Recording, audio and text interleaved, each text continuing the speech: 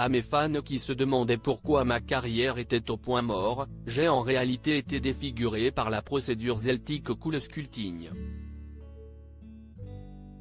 En septembre dernier, Linda Evangelista sortait du silence pour faire de tristes révélations. Absente de la scène médiatique depuis des années, l'ancienne top model a vécu des mois compliqués. Après cette opération, qui promet de détruire les cellules graisseuses du visage et du corps, elle s'est retrouvée déformée. Cela a fait grandir, au lieu de réduire, mes cellules graisseuses, ce qui m'a rendu déformée de manière permanente, même après avoir subi 2 chirurgies réparatrices douloureuses. On m'a laissé méconnaissable.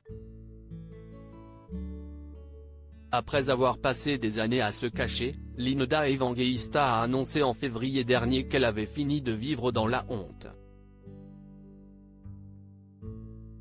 Ce mercredi 29 juin, elle a été aperçue dans les rues de New York. Sur les photos dévoilées par le Daily Mail, on la découvre en pantalon de survêtement noir, veste en jean, démaquillée, ses cheveux attachés en chignon. On découvre également le nouveau visage de Linda Evangelista, plus bouffi qu'autrefois.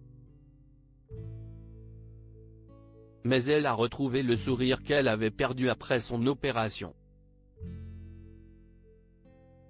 Dans un long communiqué, elle révélait en effet avoir traversé une très mauvaise passe après avoir contracté une hyperplasie adipeuse paradoxale, qui entraîne la formation d'une masse graisseuse plus protubérante au site même de l'intervention.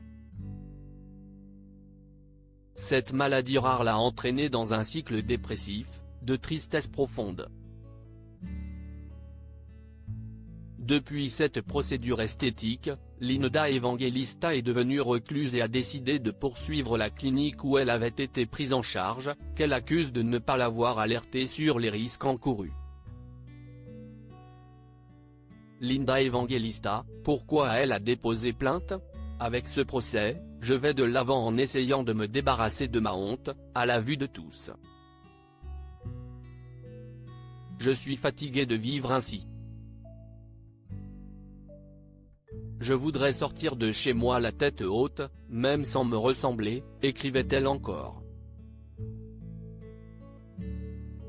Dans les colonnes de People, elle expliquait avoir intenté une action en justice contre la société mère de CoolSculpting, Celtic Aesthetics Incorporated, et réclamait 50 millions de dollars de dommages et intérêts car elle était incapable de travailler depuis cette procédure.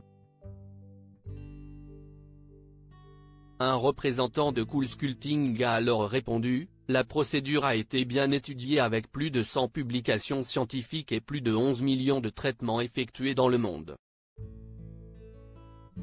Selon la société, les effets secondaires continuent d'être bien documentés dans les informations CoolSculpting destinées aux patients et aux prestataires de soins de santé.